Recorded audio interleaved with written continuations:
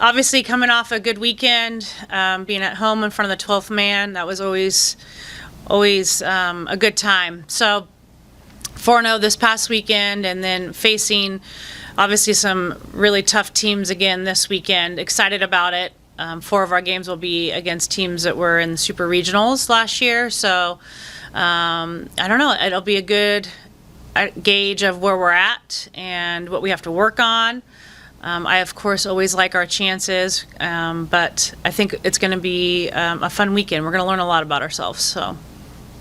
Feels like you have a lot of familiarity with these teams. How nice is it to be able to go out west and like you said, get a gauge as to where you feel like the team's at? Yeah, I mean, yes, 100%. Going to warm weather, hopefully. I don't know, San Diego can be hit or miss, but we've played San Diego State quite a bit. Our staff has, same with LMU and Oregon. So, yes, a lot of familiarity, but it's been a couple years, so I feel like that's always different. But I think for us, it's good to go on the road, good to go on the road and play tough competition. And so last year we did that when we went to Mary Nutter and also Florida for the lead, or what was it called? The Clearwater, yes, Classic. So this will be our kind of first test of what we need to work on still. So I think, I don't know, I feel like we're in a good headspace though, so that's good. How much do you, for these early season tournaments, because these are, big opponents, big games, but I imagine part of you wants to be kind of like this week and be able to stick to the plan and push through maybe some adversity, but also, I guess, still experimenting early on. How do you kind of balance, those two things? Yeah, it is a balancing act. It's your risk versus reward, but it's really important for us. I'll, of course, talk about pitching first, to have them work through some of that, have them work through some innings, stretch them a little bit, see how they respond. I think that's one of the reasons why Kennedy last year at the end of the year was so effective for us, because we had pushed her, and so she was still fresh, but she was able to throw and throw and throw. At the end of the year, I pretty much gave her the ball, and so we'll do some of that this weekend. I'd like to see Brooke get some more innings this weekend. It just didn't, work out. Kennedy on Sunday was throwing lights out, and so when you have that, you kind of like let them go, let them do their thing. So, and then the other thing, and we've talked about this, there's so much more depth this year, and so it's important that some of our other players that maybe aren't starting this game, but we want them to start another game, for them to get those at-bats, get comfortable.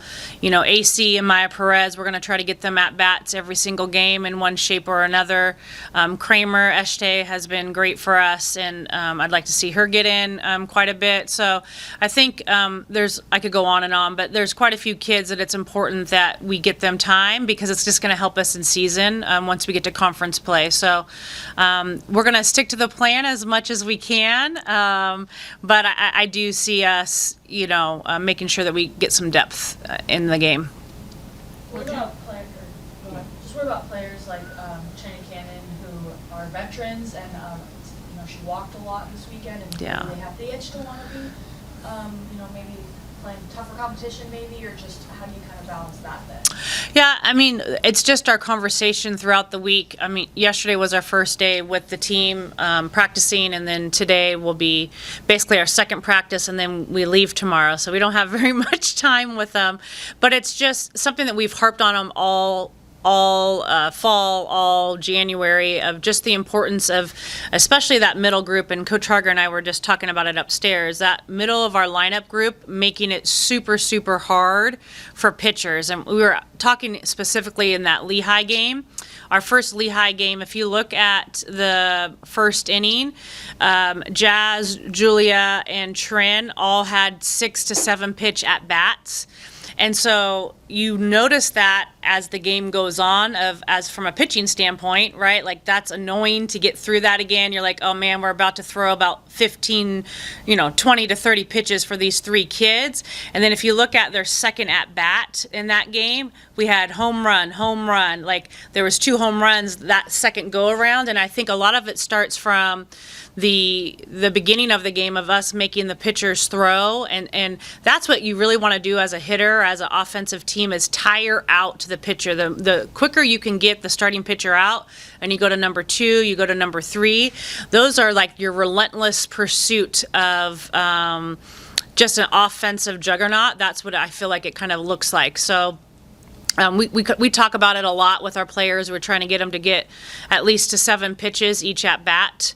And it's really not so much about the first go around, but it's about the second at bat, the third at bat, those types of situations. So we're going to keep preaching to Trin. I thought she did a heck of a job, very unselfish. The other one that was really unselfish was Julia Cottrell. If you look at some of her situational hitting, we had runners at third base, and she put a couple ground balls on the right side, and we scored both times. So those types of things are just continual conversations with our group.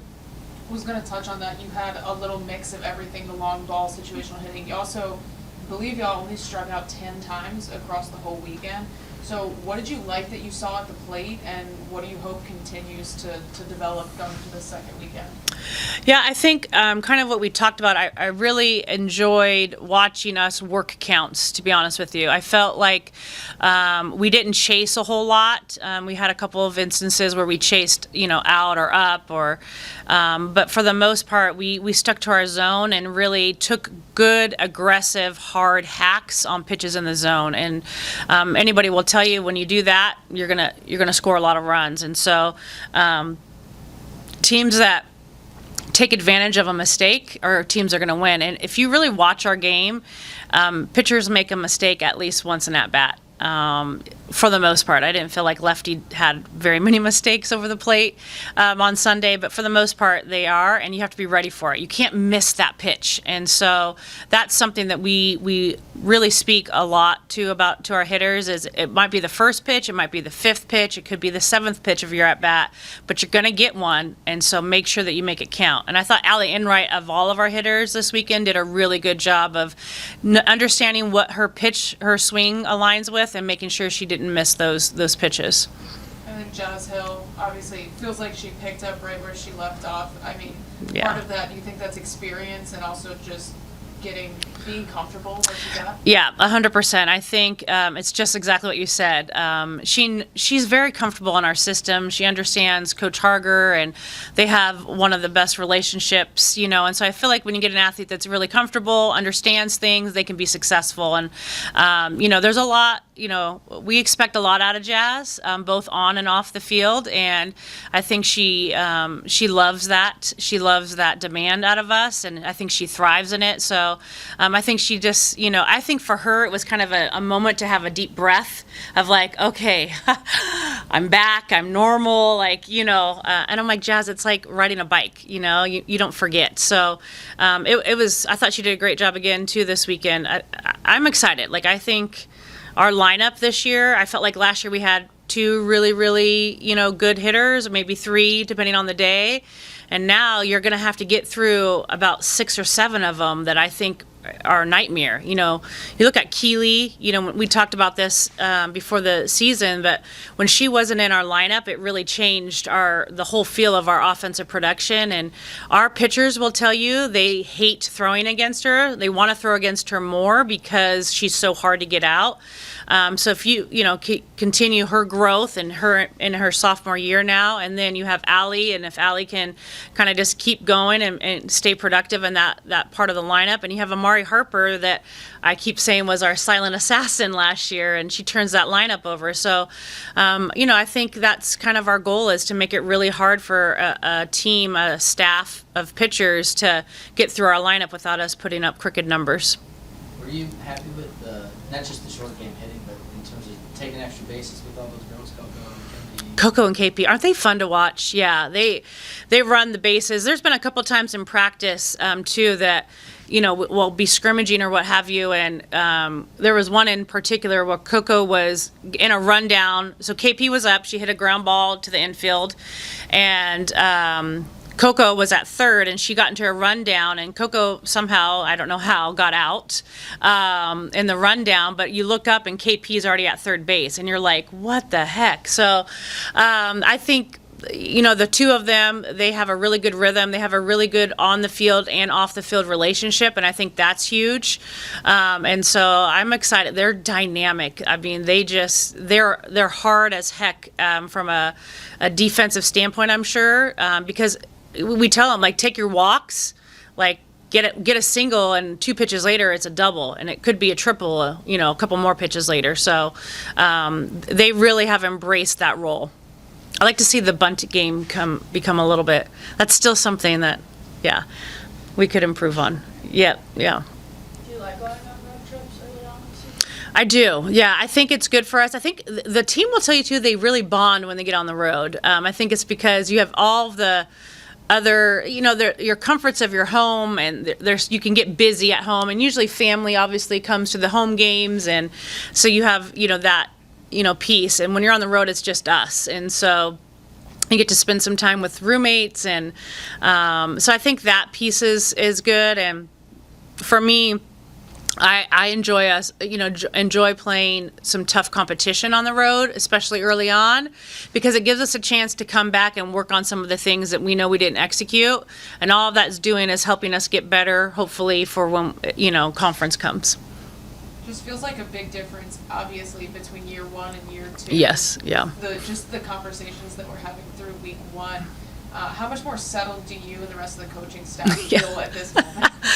Yeah, I think much more, it feels much more like our program, to be honest with you. And I think the players will tell you that as well. And I've talked to them about it, and they've told you, I'm sure, through interviews, of just your first year is always like the honeymoon, and I meet them where they're at. Like, okay, this is how we're going to do things, and they're excited. And then year 2, it's like, okay, it's officially ours, and this is how we're going to do things, and it's going to be hard. And I think they've risen to that challenge, but I think they'll definitely tell you that they thought last year was hard, and they're like, no, I take that back. So I just think it's not necessarily hard, but our standard has risen. And we all know on this staff, we've all been to the World Series. Every one of us on staff knows what it takes to get there, and so we have the talent to do it.